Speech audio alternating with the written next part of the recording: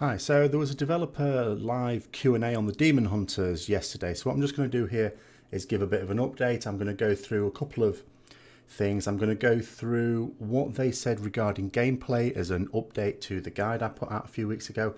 And I'm also going to go over some of the more general things they discussed as well. And that'll be in a second part.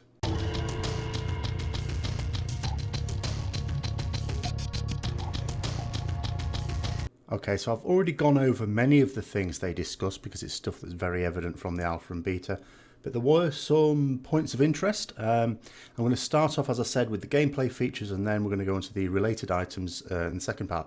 So first thing on gameplay is the talent Demon Blades. This is a talent that removes Demon's Bite. Now what Demon's Bite is, it's the main resource build we have. It sort of works a bit like Sinister Strike, I suppose, for rogues. Or as it did work at any rate. It builds up our main resource, which is Fury. The Demon's Blade talent removes the need for Demon's Bite, so we don't have Demon Bite. It's just auto attack, generate our Fury, as well as do some extra damage as well. Now in the Q&A it was noted that they intend to have it as the second or even third choice from a DPS point of view. Now I think the intention is that the talent is for people who feel that using Demon's Bite to generate Fury can make the rotation a little busy, and they'd just like it to ease up on that. I don't think it's intended for competitive use from what they say, but that's what it is at the moment. So what they said is they're going to try and keep working on that to effectively nerf it. They're going to do another tuning pass, they said, to try and reduce that. So keep up to date with that if you plan on playing a Demon Hunter, because at the moment the guides will say use Demon Blades. Of course, it's more important if you're not keen on the talent. If you love the talent, well, go for it. They had a few things to say about animation cancelling as well.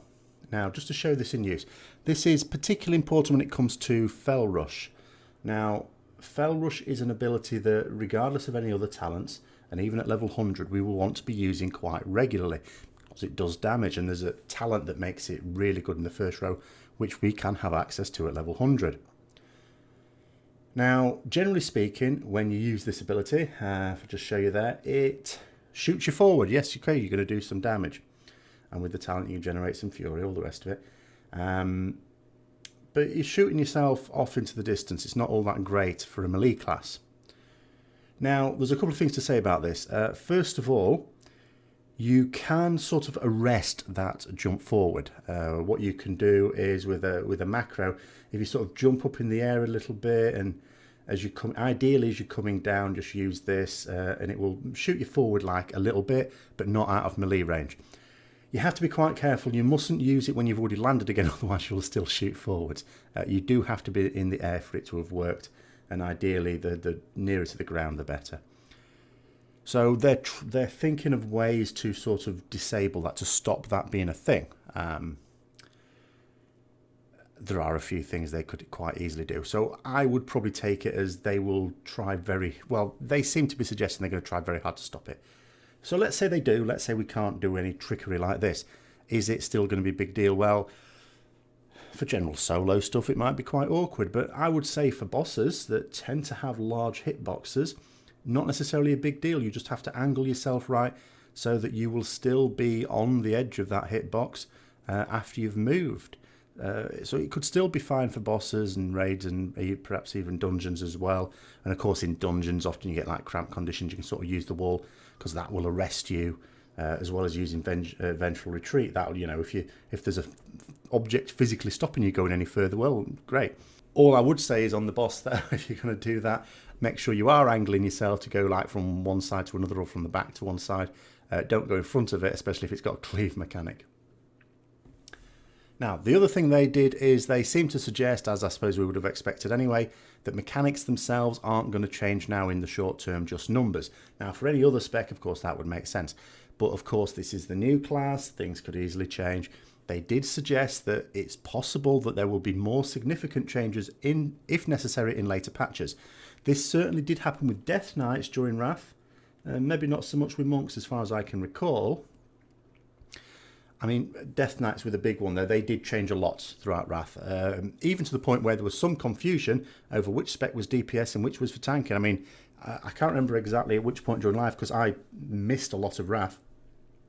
but I remember playing Death Knight, through the beta, and there was very much a point where Blood was the DPS spec, I think even when it went live, and Frost was the tanking spec.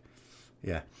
I don't think, obviously, it's not going to be as bad as that for Demon Hunters, but there may be some actual changes to mechanics at some point during the expansion. There was also some discussion regarding survivability and mobility for PvP, but I tend to focus on PvE, really, where the first is not great, but it's fine, and the second is freaking awesome, so, you know, nothing to worry about there for PvE. They also got into the hot potato of talking about skill caps. Oh my god. They said there won't be much difference between the best and the less skilled players for Demon Hunters. Because that's the thing, right? And finally, they tried using the term class fantasy. Someone shoot me now. This is fast becoming one of my triggers, and I expect it to be used all the way through this expansion. I hope they abandon it for the next one.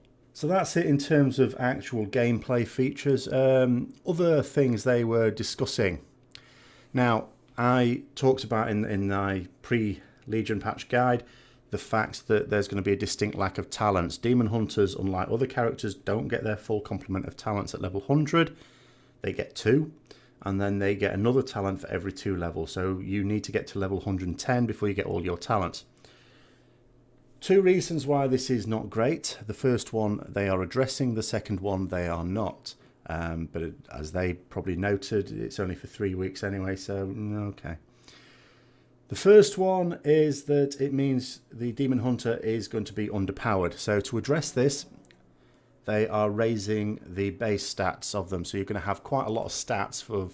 I mean, it is true, certainly, actually, when you've finished the starter area, you've got level 680 item level gear.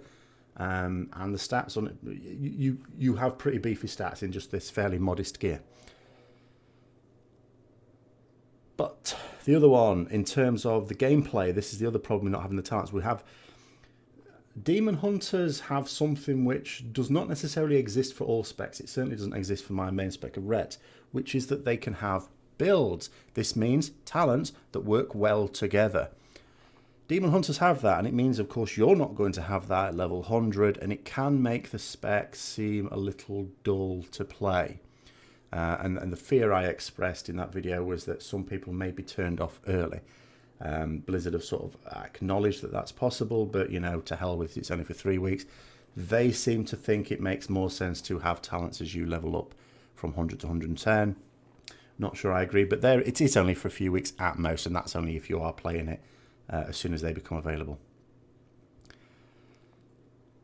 One thing that's sort of already been reflected in the beta, so we sort of already knew this, but we've now got official confirmation that Demon Hunters will not be able to take part in the Broken Shore scenario events that other classes will be able to. Just in terms of the storyline, I suppose they're sort of arguing that it doesn't make a huge amount of sense. They say...